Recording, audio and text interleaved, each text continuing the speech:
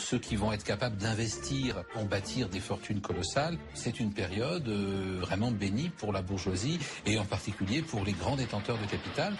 Ces bourgeois convertis à l'industrie investissent dans une autre innovation décisive, les machines à vapeur.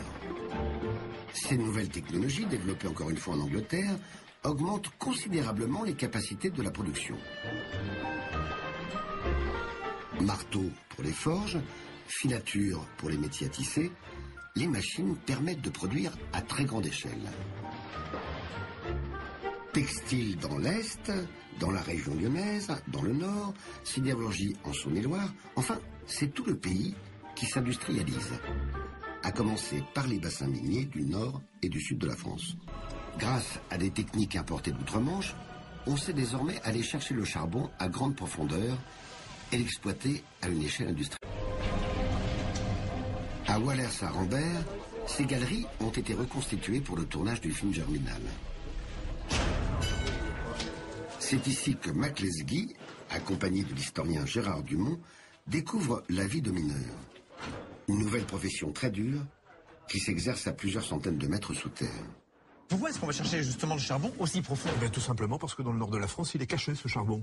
On n'est pas en Belgique ou on n'est pas en Angleterre où les veines affleurent parfois. Et c'est pour ça qu'il faut aller le chercher très loin. Alors l'extraction du charbon, ça se passe où? C'est par là, Mac. On y va. Allons-y.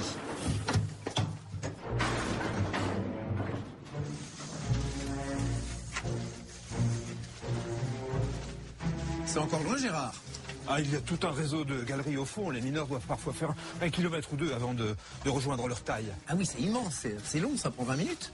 Oui, et ne traînez pas, Mac, parce que pendant tout ce temps, vous n'êtes pas payé. Comment ça, on n'est pas payé? Le mineur, c'est pas... Ah non, il n'y a pas de salariat, il n'y a pas de droit du travail. Vous êtes payé uniquement à la quantité de charbon que vous extrayez de la mine. À cette époque, le patron est roi et il impose ses conditions. Des conditions qui nous paraîtraient inhumaines aujourd'hui. Mais que font des enfants et une femme dans une mine? C'est pas possible. C'est tout à fait normal. Des enfants et des femmes ont travaillé au fond pendant une bonne partie du siècle. Aujourd'hui, ça paraît extrêmement choquant. Aujourd'hui, oui, mais les enfants ont toujours travaillé à partir de 6-7 ans en général pour aider leurs parents au champ, par exemple. Ce qui est choquant, c'est qu'ils travaillent dans de telles conditions. Ce sont des conditions extrêmement dures pour leur santé, qui ont des effets effroyables sur leur croissance et sur leur espérance de vie. Pour preuve, les petits ouvriers des mines mesurent en moyenne 12 cm de moins que les enfants des bourgeois. Depuis 1841, une loi interdit bien le travail des enfants de moins de 8 ans dans l'industrie, mais elle est rarement respectée. Malgré la pénibilité, 300 000 paysans quittent les campagnes, attirés par les emplois à pourvoir dans l'industrie qui se développe dans le nord de la France.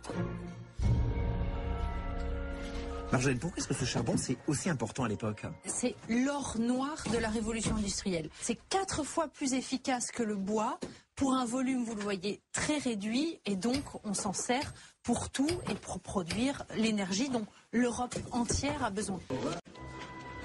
En 1840, les ouvriers gagnent en moyenne l'équivalent de 3 € par jour. Des salaires qui leur permettent tout juste de survivre. Ils vivent entassés dans des logements souvent insalubres parce que les villes ne se sont pas encore adaptées à ce grand nombre d'ouvriers qui arrivent.